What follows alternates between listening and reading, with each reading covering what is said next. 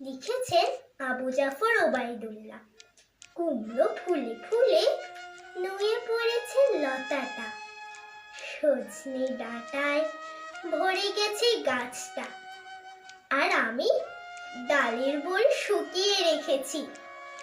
খোকা, তুই কবে আসবি? কবে ছুটি? চিঠিটা তার পকেটে ছিল, ছেঁড়া আর রক্তে ভেজা। মাগো, ওরা বলে সবার কথা কেড়ে নেবে, তোমার কোলে শুয়ে গল্প শুনতে দেবে না। বলো মা, তাই কি হয়? তাই তো আমার দেরি হচ্ছে। তোমার জন্য কথার ঝুড়ি নিয়ে তবেই না আমি বাড়ি ফিরবো। লক্ষ্মী মা, ডাক করে না, মাত্র তো আর কটা দিন।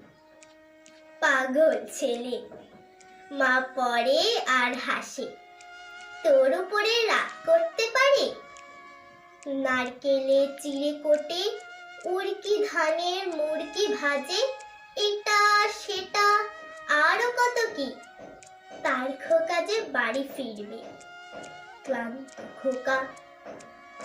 কুমড়ো ফুল শুকিয়ে গেছে, ঝরে পড়েছে ডাঁটা, পুল্লতাটা নেতানো। খোকা এলি? ঝাপসা চোখে মা তাকায় উঠোনে উঠোনে, যেখানে খোকার সব শকুনেরা ব্যবচ্ছেদ করে। এখন মার চোখে চৈত্রের রোদ পুড়িয়ে দেয় শকুনিদের।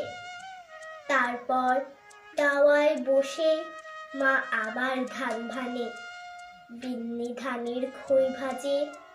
খোকা তার কখন আসে, কখন আসে। এখন মার চোখে শিশির ভোর, স্নেহের রোদে ভিজে পড়েছে। ধন্যবাদ।